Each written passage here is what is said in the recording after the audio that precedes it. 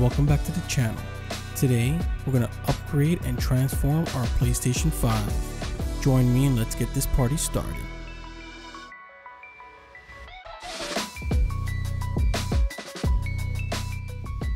Hey everyone, welcome back. Let's start off with the tools you're going to need to get this job done. You're going to need something similar to this. This is the Trek hook. It's a nice kit. It comes with a screwdriver and some tweezers. It comes with all the bits that you're probably ever going to need in your life. And it's also magnetically charged. So when you're dealing with those tiny little screws, it's going to make things a whole lot easier to pull them out. So definitely I would consider getting one of these nice little kits before you start the job.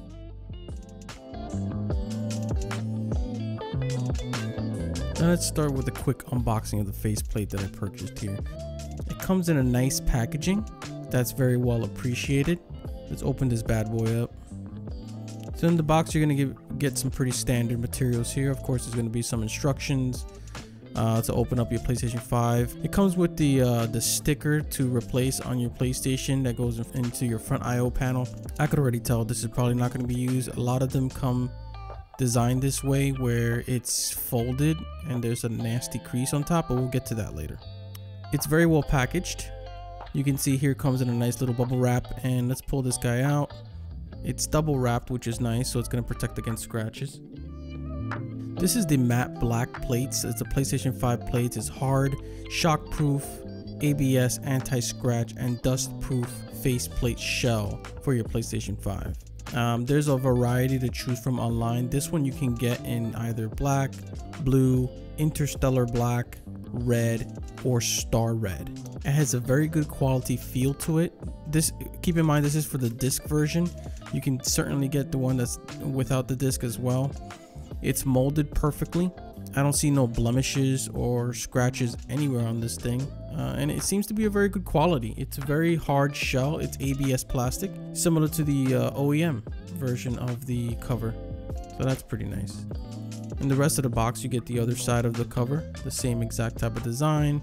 You can see it's molded fantastically here. There's no blemishes, no scratches. I mean, they did a really good job with packaging this thing so that, you know, you can rest assured that it's going to get to your house blemish free.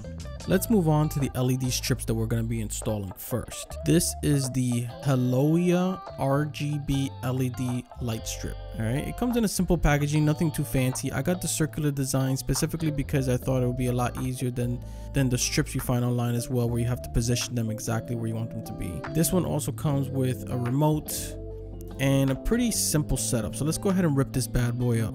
Inside the box, you're going to have a nice little foil cover to protect the inside. And as we remove it, my initial reaction is right off the bat in my hand is that it's very good quality. It feels like a nice heavy aluminum feel to it. It doesn't feel like plastic, but it has a little bit of a weight to it, so it immediately makes me feel comfortable knowing that they probably put a little bit more effort into this design. Also the quality of the materials being used here. You can see here it has this little USB. This is what you're going to use to get power. It's going to connect directly to your PlayStation 5 USB port, and it also has a button so you can bypass the remote control entirely and just use the button in the back. So this light strip is a 50/50 RGB LED chip. It makes LEDs light very colorful and durable. It's made of a high quality ice sheet material for translucent colors, and it's quite compatible with the PlayStation 5. In the rest of the box, you're going to get a couple of adhesive tips. This is going to allow you to install them onto your PlayStation 5. A little instruction booklet. It gives you how to set up the app, how to connect to the app. And of course, here's the remote control. I'm really surprised with the remote control. It has a really nice feel to it. It does feel very lightweight, so it's not 100% hefty feeling. It doesn't have that premium feel, but it actually is really nice in the hand, even though it is lightweight. And I love how the printouts on the buttons are very clear and easy to read. And it uses a CR2025 battery, which is included. So let's jump right into the installation. The first thing we're going to need to do is remove the PlayStation 5 front cover. Now with the logo facing you, what you need to do is pop the corner up and down at the same time, and on your lower right hand corner hand you want to try to pop it up and also pull down slightly. Now depending if you removed this cover before or in the past, sometimes just popping up the upper left hand corner by the logo will simply just pop things right off, but try to do it together in a seamless motion where you're popping up and pulling down slightly at the same time, and that bad boy will just come right off. Let's take a moment to talk about these Play Vitals. These Play Vitals are custom vinyl decal skins for your PlayStation 5. They go on the top left hand corner of your PlayStation 5 logo area where it's usually empty. Inside the box, you're going to get a couple of alcoholic wipes, a little cleaning microfiber cloth, and the pack that I bought here is the chrome shiny styles, but you could also buy the classic styles as well. These nice shiny gradient style logos can be used for your upper left hand corner of your PlayStation 5 console if your front cover plate has the logo cut out. I'm sure you guys noticed by now, but the front plate that we have here does not have the logo cut out. But I still wanted to demonstrate this because there are other front covers that do have the logo cut out that you can use this with. For me, it wasn't a big issue because where I place my PlayStation 5, I don't really see the logo side of things, but I still wanted to demonstrate this. You can see the shiny logo looks perfect once I stick it on, and once you put the front cover back on, you'll see what I mean here, that it basically shines through the cutout. So again, depending on where you place your PlayStation 5, this might be of value to you. Otherwise, you can just move on to the next step. Now, before we continue, we're going to have to go ahead and test the LED strips. You can go ahead and connect them to any USB port. I'm using my PC's USB port to test them, and you can see they start up right away. Everything is lighting up. I'm cycling through the modes and brightness, and you can see they're very bright, and they're very nice. Everything seems to be functioning as normal, so I think it's safe to say we can move on to the next step. Circling back to the LED strip, you want to make sure that you position the LED strip so that the wire is perfectly flowing to the back of the USB port. This is very important. Once you get that squared away, you can go ahead and start positioning your LED strips to where it needs to go. Keep in mind it comes with these little adhesive dots that you're going to have to use in order to stick them onto the back of your fan. There are two ways you can use the adhesive dots. You can place all four on the fan housing themselves, or you can place them on the LED strips themselves. For this example, we're going to show you both methods. We're going to go ahead and put two of the adhesive dots on the fan housing, one on the lower left hand corner and one on the top right hand corner. And the other two adhesive dots, we're going to go ahead and put those on the opposite end where the LED strip is going to be positioned. Don't forget to remove the top part of the adhesive. Once you're done, position it carefully, keeping in mind the wire's position that flows to the back of the USB port on the PlayStation 5. Make sure you press snugly on where all the adhesive dots are, ensuring that it's nice and snug. So moving on to the back side of the PlayStation 5, it's the same exact procedure, but this time you're going to do the upper right hand corner. You're going to pop that side up, and on the lower left hand corner you're going to slightly push down. You're going to pop and push down. In my case, I was just simply able to just pop the right hand corner up and it just came right off. So now that that side is exposed, you're going to see the very similar setup on this side, except this side it's going to have the SSD slot. Now we're going to take a moment right here and talk about the upgrade that I've done to my PlayStation 5's SSD. We're going to take our handy dandy screwdriver and we're going to go ahead and unscrew the SSD cover. Now what you're seeing here at a first glance is actually the SSD heatsink. This is the XMSJ SIY M2 2280 heatsink cooler. It's a double-sided heatsink with thermal silicone padding, specifically for PCIe M.2 SSDs or SATA M.2 SSDs. This one specifically was chosen because of the clearance. You're going to need a specific clearance for the cover of the SSD that we just took off. It needs to be less than that in order for you to close the cover, and this one meets those requirements. I'll leave the links in the description below for this one. Installing the new SSD is quite simple.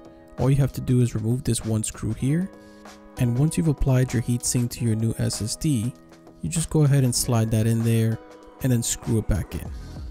But the SSD itself is actually underneath that heatsink, and that one is the Samsung 980 Pro SSD. It's a 1TB 4.0 NVMe Generation 4 gaming SSD. This one meets the requirements for speed. It needs to be able to read up to 3500 megabits per second, and in order for it to be compatible for the PlayStation 5. Once you've installed your new SSD, you can reinstall the cover plate. All you have to do is insert this little groove into the tiny slot and then just push down. Once it's down, use the supplied screw to secure it in place. Make sure it's nice and snug. There are a few steps that need to be done after the install, and I'll leave that in the description below. Once you've done the SSD, you can go ahead and reinstall the other side of the LED strip. This time what we're going to do is we're going to put the adhesives exactly where they need to go, and then we're just going to remove the adhesive top piece, and then we're going to go ahead and put the LED strip right on top. Now before you install it, position your PlayStation 5 the way I have it vertically, and again make sure that the wires kind of match and they have enough slack. So what I've done is just plug it in, plug that bad boy in, and then kind of just line it up on the opposite side and make sure that they're pretty evenly matched. You could actually leave it installed so you can see the slack that you need. Let's zoom back into this guy. And now what we're going to do is we're going to apply it right on top of the adhesive strips, and we're going to put a little bit of force and make sure it's nice and snug. Nothing too fancy, nothing too difficult. And that's it. Now you can see that the LED strip is fully installed. All we have to do now is put the covers back on and give it a try. Now that the LED strip is installed, we can go ahead and put our new faceplates on. When reinstalling the faceplates, be mindful of these little hooks. They are designed to go into the PlayStation 5 grooves.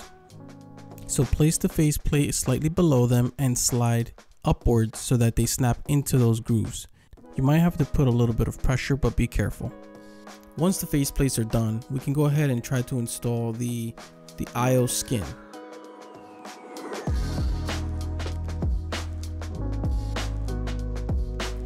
So now let's go ahead and try to install the IO front skin.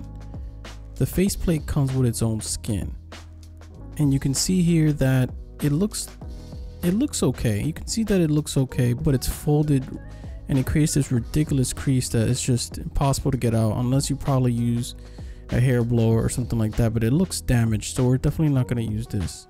So I went online and bought a different one. It's a carbon skin, and you can see here it looks really nice. It did come kind of folded, but it does not create that disgusting crease, and it's not damaged. Even though at first glance it does look like there's a strong crease, you'll see after we apply it that it's extremely hard to see. So in order to apply the skin, you want to start at the bottom of your PlayStation 5, and don't remove all of the skin because it's going to be much harder to apply.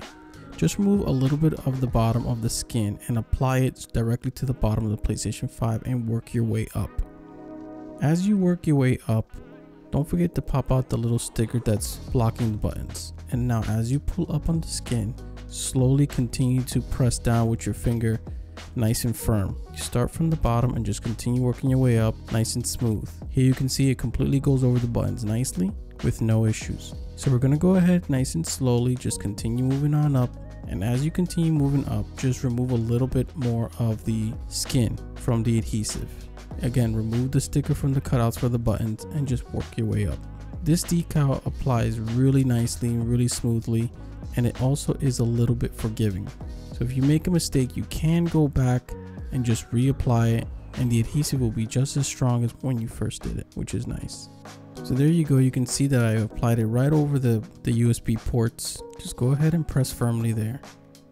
Now take a moment to just test the port itself and make sure it's not blocked by the sticker.